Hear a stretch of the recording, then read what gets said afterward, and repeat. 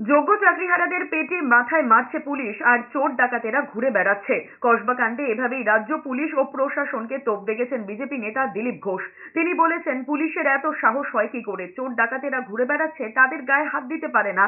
আর যারা যোগ্য মানুষ নিজেদের অধিকারের জন্য লড়ছেন, তাদের সঙ্গে ক্রিমিনালের মতো ব্যবহার কেন করা হচ্ছে? তার আরো মন্তব্য, মুখ্যমন্ত্রী মমতা বন্দ্যোপাধ্যায় গোটা রাজ্যকে পথে বসিয়ে দিয়েছে। বিগত 5 বছরেরও বেশি সময় ধরে কলকাতার বিভিন্ন রাস্তায় যোগ্য শিক্ষক শিক্ষিকা থেকে শুরু করে শিক্ষাকর্মীরা ধর্নায় বসে রয়েছে। মুখ্যমন্ত্রীর পাপের ঘড়া পূর্ণ হয়ে গিয়েছে। একাধারে যোগ্য শিক্ষকেরা তাদের রুটি রুজির জন্য লড়াই করছে, আর তৃণমূল নেতারা অযোগ্যদের থেকে টাকা নিয়ে চাকরি বিলি করেছে, যার ফলস্বরূপ আজকের এই দুর্দশা পশ্চিমবঙ্গের শিক্ষা ব্যবস্থার। আগে 18,000 লোকের চাকরি রিওপেন করে তাদেরকে চাকরিতে বহাল করা উচিত, বাকিদের কথা পরে হবে। তার জন্য সরকার এটুকুই করতে পারে। কিন্তু দুর্ভাগ্যের বিষয়, সরকার আবার সেই সুপ্রিম কোর্ট, সেই চোর সরকারের হাতে এদের দায়িত্ব তুলে দিয়েছে, যারা এদেরকে পথে বসিয়েছে। তাদের দ্বারা সমাধান হবে না, ইন্ডিপেন্ডেন্ট বডি চাই।